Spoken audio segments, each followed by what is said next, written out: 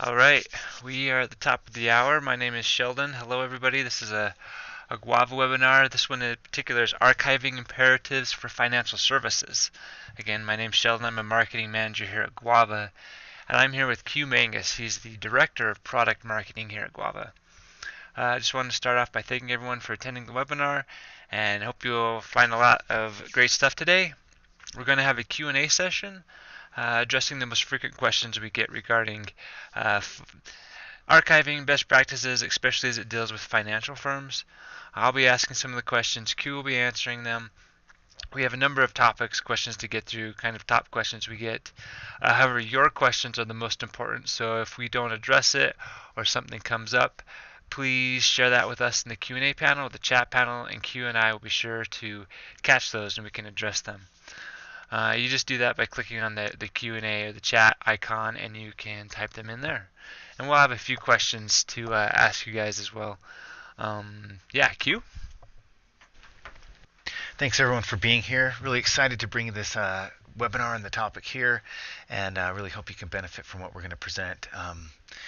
Yeah, feel free to participate, as Sheldon said, and put those questions through in the chat or the Q&A, and we'll get to them. Of course, we have a lot of questions as well. So yeah, we'll get through this. Thanks everyone. Great. Well, let's just get right into it then. See if we can't make this shorter than an hour so everybody can get on to their next thing. First question, we get this all the time, especially about financial regulations, is what regulations in particular affect financial organizations when it comes to archiving, or maybe put in a different way, what regulations determine what and how financial organization, bank, whatever, what they archive and how they do it. Great. And yeah, as this webinar is for financial organizations, I'm assuming that everyone on this call works for some sort of financial firm, whether that's a bank or trading organization, etc. If not, that's okay. You can still listen, but it's really geared towards those type of organizations. So, as Sheldon said and asked, what are some of the regulations that would affect you? Here are a few of them. Um, there's kind of a theme around all these. I won't touch on every one of them, but the real theme around these regulations is that you need to be any kind of communication that you're having with your customers or internally needs to be archived. And so some of the things that we can look at is FINRA 10-06, 11-32, 11-39. Those all come as shown here from FINRA, and it just kind of identifies what kind of information you should be archiving. Social media, for example, tweets and text messages, other work-related, other communications on work issued or personal devices. Those regulations deal with that. And then, of course, you have the SEC rules 17A-3 and 17A-4, talking about how long you must be preserving documents and records. The NASD 3010 and 3110, and that's about retention programs. There's Sarbanes-Oxley, Dodd-Frank, Graham-Leach-Bliley Act.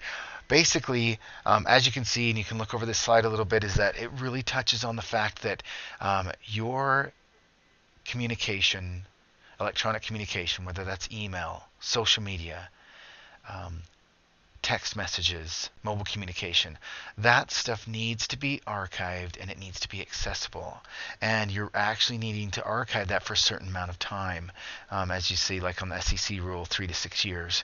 So just be aware that there's a lot of regulations that touch on that, and on archiving, and that really you're as you well know, as a financial firm, you're highly regulated, and you need to be aware of these things and make sure that you stay in compliance with them through archiving.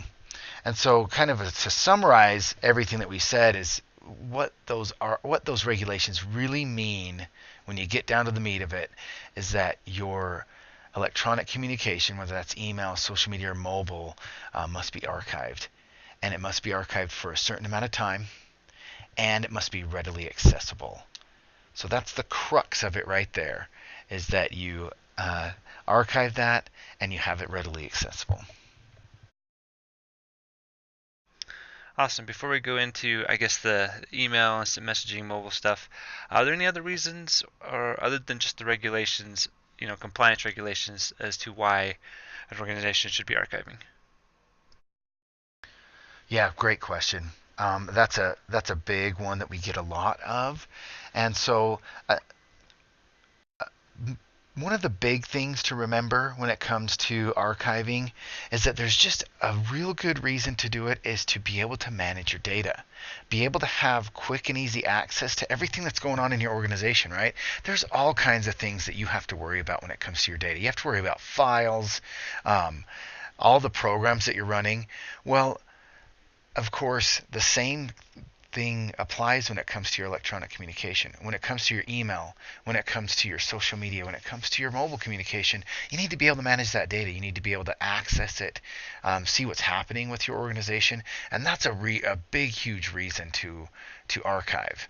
Another one when it comes to email in particular is that by archiving email, you can actually make your email system run better because it's not sitting on the live servers. So that's another reason. And then some other ones, and these are where the slides come in. There was a recent study done and that showed that 46% of organizations have had an e-discovery request in the past 12 months. And then there's another one that says 75% of global companies will be involved in legal action before the end of the year.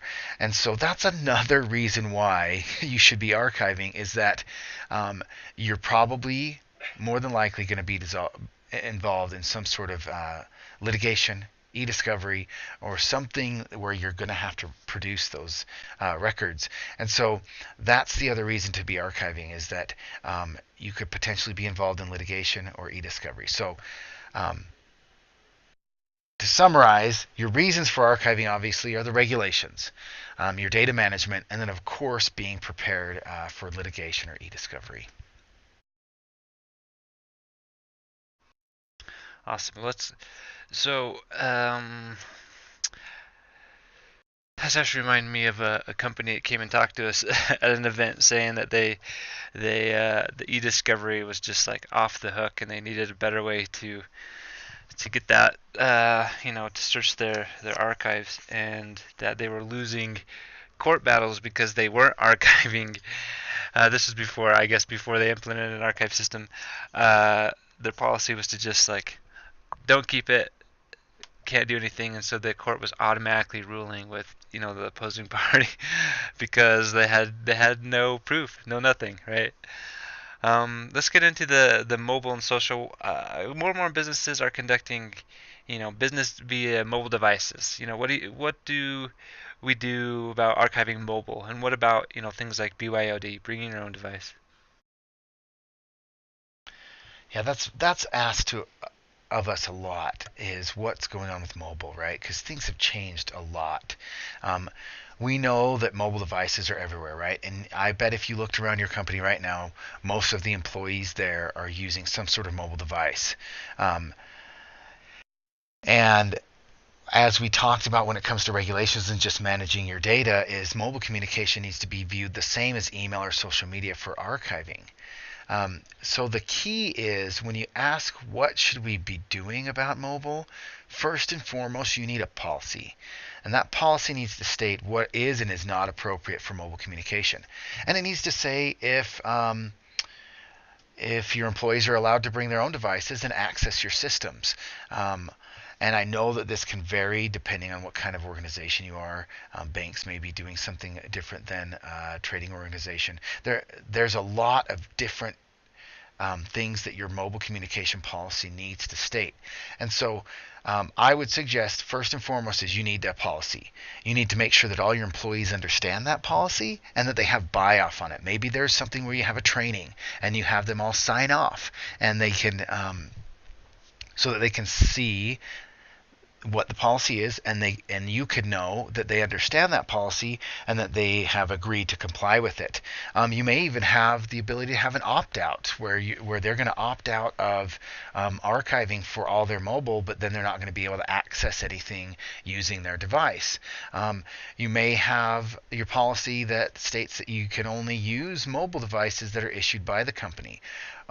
Maybe you will have something in the mobile policy where you have something with dual persona, and that's something that we'll touch on more today. But really, that's a great way to get around BYOD, and that was part of the question, right? What can you do with BYOD? Probably the best way to go about it is to have some sort of dual persona, which means that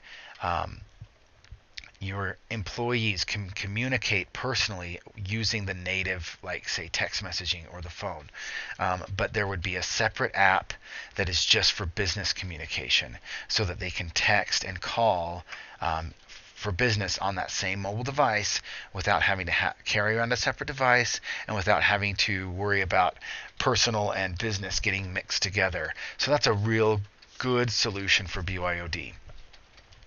But going back to the policy, like I said, there needs to be a clear policy. Everyone needs to be trained on it. And then you need technology to back that policy up, meaning you need to be able to have oversight of mobile communication. And so it will depend on what your organization is doing and how you're doing it as to which way you can choose to archive your mobile communication. Obviously, if it's corporate issue devices, you can just archive everything on there. If it's a BYOD, there's probably, like I said, that need to be able to have that dual persona. And so that's the big thing, is that we know that mobile devices are everywhere. You need to be able to have oversight of that, and so it can depend on what your organization is doing, on how you do that, and we'll touch on some solutions later on what you can do, but really the policy is key, and having technology to back that policy. Awesome. Again, a reminder, this webinar is being recorded, and if you have any questions, please just put them in. Let's touch on social media. You mentioned archiving social media in the regulations section, and instant messaging as well. What does an organization need to do in order to be compliant when it comes to social media? What do you do with your corporate social media account, and what about personal social media accounts? And should I allow my users even access to social media work? Great, good questions. We have a lot that comes around social media archiving. So some of the questions were, what does an organization need to do to be compliant with social media? So let's talk about that first of all. So any communication on social media that's work related needs to be archived. You need to have oversight on that. And so the best thing to do is if your employees have corporate social accounts that they're using to communicate, you need to archive that and have oversight of it. And then, of course, you need to be able to monitor that. So you need to be monitoring what is being said so that you can train your employees on if things are wrong. You can make sure that they're not stating things that shouldn't be stated. And then, of course, everyone on here has a corporate social media account. And so you need to be archiving everything there, and you need to be able to monitor that. So you need to be able to see if there's questions that come across, if there's certain keywords that you're looking for, and if there's personal information in there as well that shouldn't be in there. And that can apply both to the employee and the business accounts. So what's great about monitoring your social media is that if something does come in, you can react quickly. And so that's important, is that you need to be able to have those alerts so that as part of the archiving solution and to deal with social media, so that you can be on top of what's going on. You can make sure that you have that oversight to prevent harassment and inappropriate content. And then, of course, to have the ability to see what's been going on social media and see what your employees have been communicating. So that's really important when it comes to social media. Now, I'm going to hit this again. The key to all of this is to have a policy.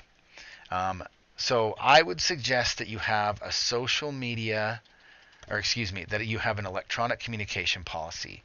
And this policy should have a section on mobile, it should have a section on social media, and it should have a section on email. And it should say what can and cannot be communicated on each one of those platforms and how you should be using it. And maybe in social media you say that a personal social media account, you should never be communicating with customers with your personal social media, that you have a separate social media account just for that type of thing. like I said, I'll leave that up to you, but I want you to remember and realize that you need that policy. That is the baseline. That is the foundation of everything we're talking about. Is you need that policy. That policy needs to be clear and concise, and everybody needs to be trained on it, and they need to have buy-off. And then you need to have oversight, and that's where archiving comes into play. And you need to be able to archive your social media and your employee social media accounts if they're communicating with customers. And then, yeah, when it comes to the other part of that question was, what about personal social media accounts? And if you should even allow users to access social media at work. The idea here is you should allow your employees to access social media at work. That's fine. And personal social media, you shouldn't be archiving that unless they're communicating with your customers. Then they would need to know that if they're communicating in an official way, then their social media is going to be archived. And once again, that's part of the policy. But like I said, I would suggest that if your employees want to communicate with customers, that they have a separate social media account that's an official corporate account that they communicate with, and that personal social media stays away from it. So we've touched on, what should be archived and why. But let's just jump into retain unified archiving, which is probably why most people are here anyways. So let's just jump right into retain. So I have a question. We have a question for those attending. What platform are you currently using for email? If you could type that into the chat, which email platform you're using, then Q will address specifically how retain works for those, whether that's Office 365, Exchange, Gmail, Groupwise. But if nobody on the call is using Groupwise, then we don't need to address that specifically. But if you have a sec, can you put in the chat either to you can do it directly to Q, the presenter, and let him know, if it's Office 365 or Exchange or what most people are using. We'll address those first and kind of work our way back. Let's see. See a couple Office 365. Groupwise. Okay, well, Q, I guess you have your list of email. So, yeah, let's jump into Groupwise, or not Groupwise, to retain and how it works with the different email platforms. Can you do that, Q? Awesome. Great. Thanks, everyone, for putting through what your email system is. Yeah, if anyone else wants to share, that would be awesome. So yeah, like Sheldon was saying, it looks like we have a couple of Groupwise and some Office 365. So that'll be good. I can touch on that from there. So yeah, the question is, what should you be archiving from your email system? That is, there was our policies and technology slide. That is really important. Let me skip to that one really quick. Okay, so email archiving. So when it comes to retain, we work with the platforms you see here: Exchange, Groupwise, Office 365, and Gmail. And so when it comes to retain actually supports them simultaneously as well. So if you're running multiple email systems, retain will tie directly to those and archive them. And so the question is, what should you be archiving from your email system? You need to be archiving all your email, obviously, your attachments, appointments, calendar items, tasks, your folders. The folder structure needs to be replicated. Basically, anything that's in your email system that you're communicating needs to be archived. And with retain, you can securely archive that. And so retain ties, for example, to Groupwise. It ties directly to the Groupwise server. It pulls everything down into the retain archive, and then that archive is fully searchable. You can perform e-discovery on what is in that archive. You can redact and export a PDF. And then there's a few different ways in which you can access the archive. So here's an example of an email plugin. This is for Outlook, but it looks very similar for those on Groupwise. So basically, so yeah, obviously there's people on Office 365 as well, so we'll touch on this. Basically, an end user can access Retain can access their archive directly from the email plugin. So all they have to do is, you can see there, they could click Retain. It will open up the Retain archive. They can actually download Retain so that they can get their archived messages cached into Outlook so that they can go back and view them even if they're offline. And then they can launch Retain by clicking that, and that will take them to the Web Access Archive Viewer, which is this right here. And as you can see, the folder structure is replicated so that it looks familiar to your end users. When they go into that Web Access Archive Viewer, it will look like their email client so that they can browse their folders, all the emails in those folders, and they can do a search as well and be able to find things that are in their archive. So one note there is end users can access their personal archive, and administrators can access the entire archive. And end users, when they do their personal archive, they can search it and they can actually restore email messages themselves. And just a few other things to take note of with Retain. As I stated, there are e-discovery tools that are actually built in. So an administrator can place holds on email messages. They can mark them as confidential. They can tag them. They can forward them. They can export them. And then you can actually export messages and redact parts of messages that don't need to be part of the e-discovery request or the open records request. So that's about email. And how it works. And like I said, there's multiple email systems that are supported at once with Retain, so you can have a mixed environment.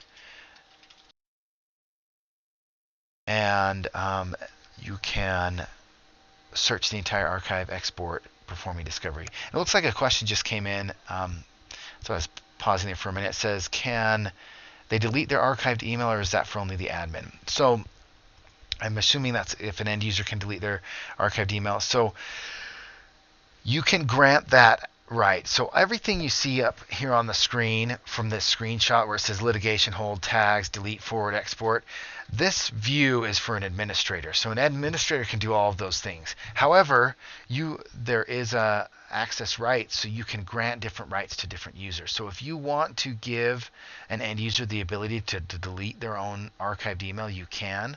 I wouldn't suggest that you do, but you can. You can give them the ability to place holds on it as well, forward, export, restore. That's all things that you can grant rights to them. But by default, the only thing they're going to be able to do is be able to view and, be able to browse and search. But if you want to give them other rights, that can be done through the admin console. So that's the email portion of Retain. And like we said, those are the things that you should be archiving from email. And as I stated, there's multiple systems that are supported at the same time. So if you're running multiple email systems, those can all be archived into Retain. And the other thing that's great about the fact that Retain supports multiple systems, if you ever have to migrate, it's a super easy migration path because it's just archived in Retain in a platform agnostic format, so you can easily move from one email system to the other.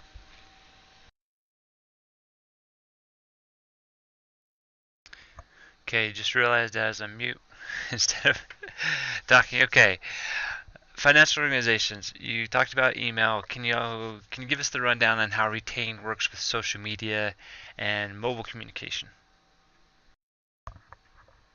Good. I mean, obviously we talked a lot about the regulations and that you have to be archiving other communications, so I guess we should talk about how Retain works with it. So let me go back. So Retain Unified Archiving, we call it that because we archive, like I stated, multi-platform email plus social media and mobile in one central archive. And so that's what's great about Retain is you can archive all of that in the one central archive. I touched about e-discovery. That once again, the unified archive means that you can access, browse, and search from one central archive, and I'll show that in a little bit. And that end users have access to the archive, and you can comply with those regulations by archiving all of this electronic communication. Now, Yeah, I touched on that as well, that Retain Unified Archiving archives mobile, email, and social. This circle we like to use a lot because it shows all the different platforms. So for email, I touched on that. For mobile, it's iOS, Android, and BlackBerry.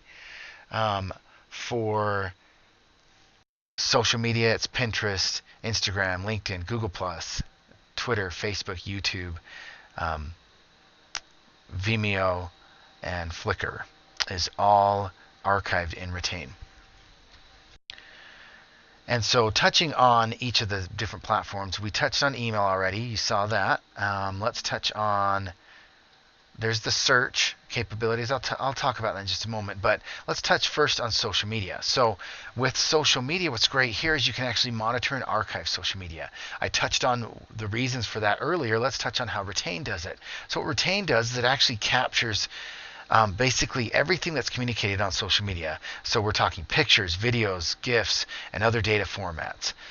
There's an alerting capability. So what happens is that Retain actually has continual archiving. So you can actually set it up so that Retain archives your social media continuously. Basically, as messages are being posted, Retain can archive them.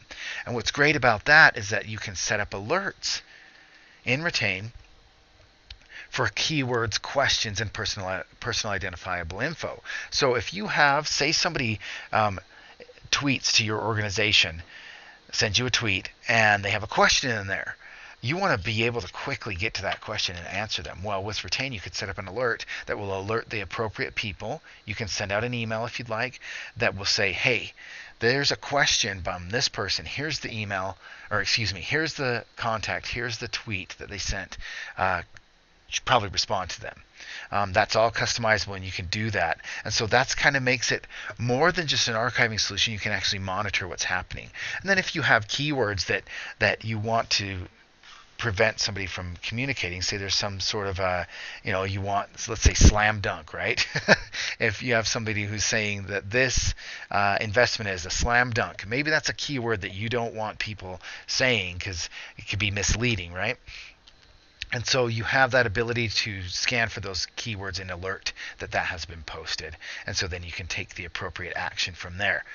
The other thing that's great with Retain Social is you can actually connect to social media accounts without having the person's login info. All you have to do is have them be logged in to their social media account that you want connected. Then you give them a URL to Retain Social.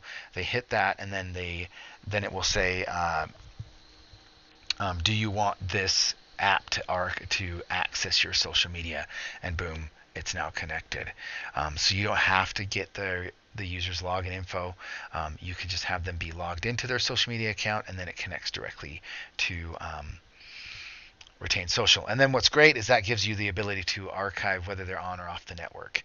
And that's what I touched on earlier, is that this solution is mainly for your corporate accounts, your corporate social media account, and then also for social media accounts that your employees are using to communicate with customers. So if there's any official social media accounts, you need to connect them and archive them so you can have that monitoring and archiving. Here's just kind of an example, that's it's connected. We have partnered with a company called Archive Social. So these accounts are connected. It's pulled into Archive Social, which then pulls it into Retain, and then you can view and browse and search and perform all those things that we talked about earlier from within Retain. Here's just a quick screen grab of how you'd connect the social media accounts. Like I said, the person just needs to be logged into their account. All they'd have is this URL that hit connect to Facebook account. Now it's connected, and you can be archiving. Here's a view where you can see, in this particular case, this is the Guava's social media accounts that are connected to Retain Social. So if I click on one of those, you'd be able to see the feed and everything that's been archived.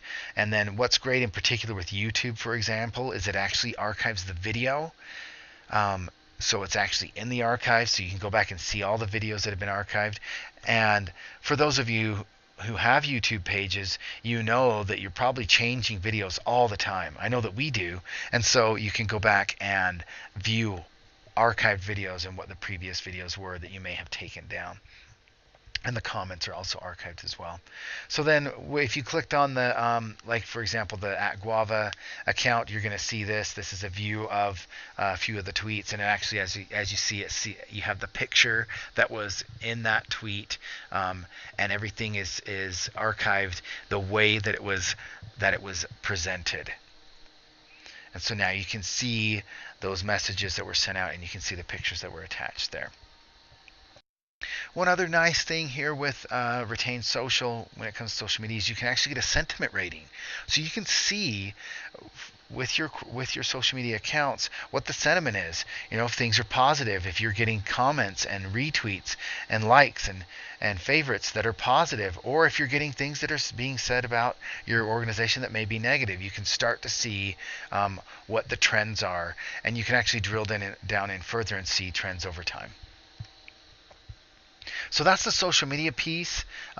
So the idea there is that you can comply with regulations when it comes to social media by archiving and having that oversight and monitoring of social media.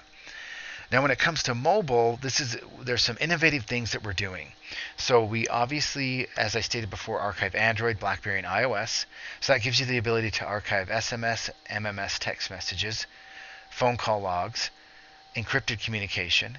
And then for BlackBerry in particular, it's BBM and BBM protected. BBM and PIN are for BlackBerry. BBM protected works across any of the three platforms that we're talking about there. Now, let me back up here. Let me explain each one of these a little more in depthly, just depending on the mobile devices that your organization has. So when it comes to BlackBerry, more than likely that's going to be a corporate issue device. What we do with BlackBerry is we tie directly to the BlackBerry Enterprise Service and pull down everything that's on that phone. So all the BBM, all the PIN messages, all the phone call logs, all the text messages, and we pull that directly into Retain, and then we present it in a way, and I'll show that on the next screen here, we present it in a way that's easily searchable and accessible, and you can browse that. For Android, there's two options there. One, there's an app that goes onto the phone that will pull everything native down. So all the native SMS text messaging and MMS text messaging and phone call logs will all be pulled down into Retain using this app. And that, once again, is good for corporate-owned devices because it's going to pull everything in. Now, if you have people that are bringing their own device, that's where the third option will come into play.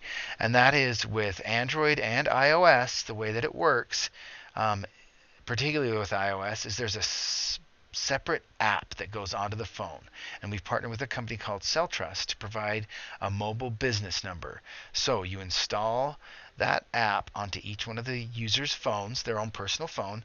Now it assigns a separate phone number to that phone so that they can just communicate business communications via that app. So they click on the app, they have a dialer in that app, and now they can call, and it acts just like they're talking from the native phone dialer, and your employees can now communicate using that app, and it will be just for business communication. And then all the logs of what they've called are archived and Retain. And then through that app, they can also text as well. And so they can text if they're texting or calling from one user to another. So if it's within the organization, all of that communication is secure and encrypted. If they're calling or texting outside of your organization to, say, some of your customers, it's encrypted up until the point that it hits the carrier, and then of course it's wide open. But all of that communication, we tie directly with CellTrust using Retain. All of that communication is then pulled into Retain. It's archived. You can go back and view what has been communicated, the phone call logs, the text messages, etc. Then one other option just to take note of when I talked about BBM protected, we tie directly to the BBM protected app. So if you have that app on Android, iOS, or BlackBerry, there's no need to install another app. Retain ties directly to that app.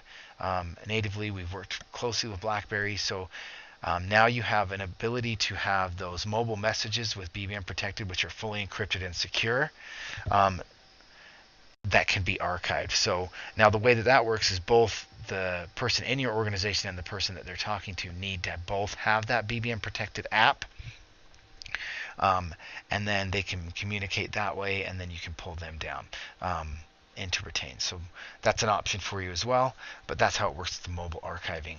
And then with the mobile archive, of course, end users can access their own personal archive, and then they can search that, they can forward, delete, etc. And it doesn't matter how many devices that they have. They can have multiple devices. Retain Mobile is priced per device, but it's going to tie back to that user so they can have multiple devices. Then, of course, the administrator can search the entire archive and do those same type of things where they can place holds and search that. And what's great, too, is from the search, let's see, I have that screen back a few here. Let's go back to that.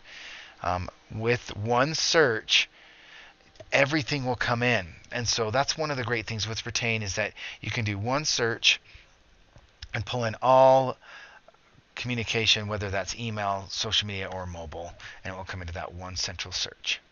Let's make sure I got all that when it comes to mobile. Yep, that's everything there. So yeah, that's how you'll be protected, right? Because you can be able to have that oversight of all employee communication, whether that's on social media, email, or mobile communication.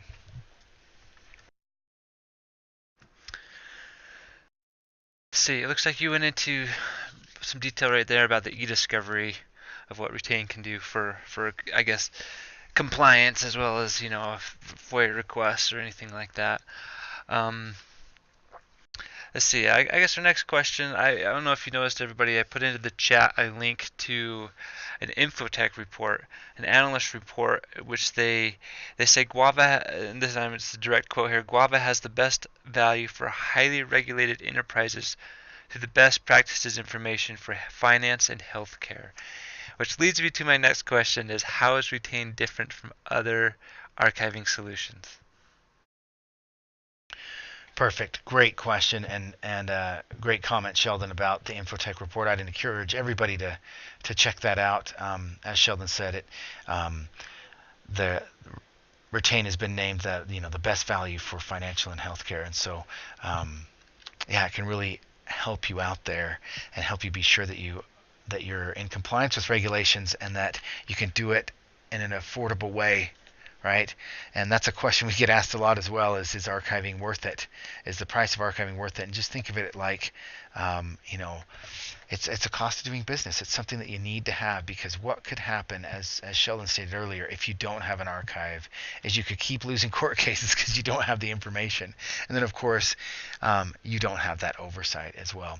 But when it comes to how Retain is different, let me go back to that slide that I touched on when we first talked about Retain, and that is you have the ability to have all of your electronic communication in that one central archive. You can access email, social media, and mobile. You don't have to have a separate solution for each one of those. Whereas many other archiving solutions, you have to have a separate solution for each different type of communication that you're using. Retain has it all in one central location. The other thing that's great is you actually have the end users have the ability to browse their own personal archive, as we talked about. That is unique to Retain. A lot of other archiving solutions don't do that. There's also this built-in smart, confidential, and rule-based tagging, so you actually can tag messages based on the content of those messages. That's a very unique feature. And then a big thing that we have is Retain has that built-in e-discovery and case management.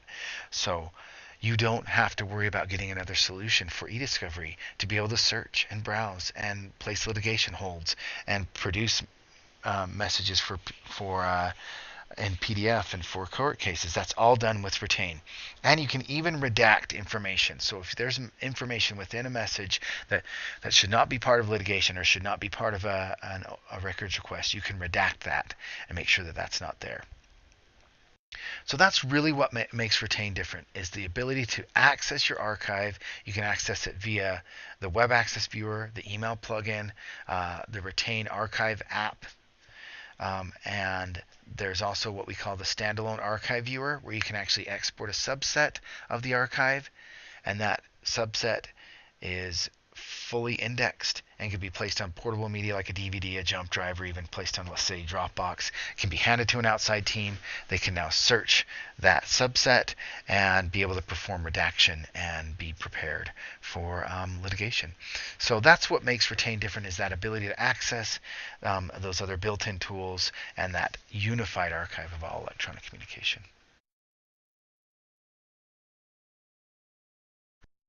Okay, let me look through the chat and make sure there's no questions that we missed. Again, if you have anything specific, just put it in there. I don't see any. Q, do you see any? Yeah, I don't see any questions right now. If you do have any others, I know we touched on a few. Feel free to put those through on the Q&A. But yeah, I don't see any right now. Okay. Well, I hope we made a good case, that business case for the financial sector, definitely needing to archive all your electronic communication, and how Retain is the perfect solution for that. Let's see. I'm pretty sure everyone is interested to know, Q, how they can try it out. Either do a trial download, or get a personalized demo, or get pricing. How do they do that? Yeah, I would suggest everyone who's interested, who's come to this webinar, I mean, you did sit through this webinar, so at least you have that level of interest, right? So if you're interested in more information, like Sheldon said, you can get a personalized demo by going to guava.com, product_demo. There's also, if you go to guava.com, you can request a free 30-day trial if you want to try it out and download it there. The personalized demos, they'll walk you through exactly how it could work for your organization, and then you can even get a quote just by visiting guava.com/quote. And we can give you pricing on how it would work for your organization, how much it would cost, how it could look. So that's what I would suggest that you do. The next step is to, you can find out more by visiting the website, learning more there. You can contact us directly, or you can schedule that personalized demo and get some pricing to see how it could work for your organization and how you can now be compliant and have that central archive and have all those tools built in. So yeah, those are the next step. I'd encourage you to try us out, give us a chance, see how it can work for you. It can really, like we said, it is a different solution, and it has that functionality that'll make sure that you're compliant, and that it just makes your life easier, because now you can easily access and search, and your end users can as well. Thank you, Q. I guess in conclusion, I want to thank everyone for their time and participation today. And just a reminder, the webinar was recorded. Everyone on the webinar will receive a link to that recording, so look for that email. And again, encourage everyone to check out the website or YouTube page for more videos, more webinars. That's youtube.com /Guava TV to access all those. And thank you all for coming today. And yes, thank you very much. Thanks, everyone.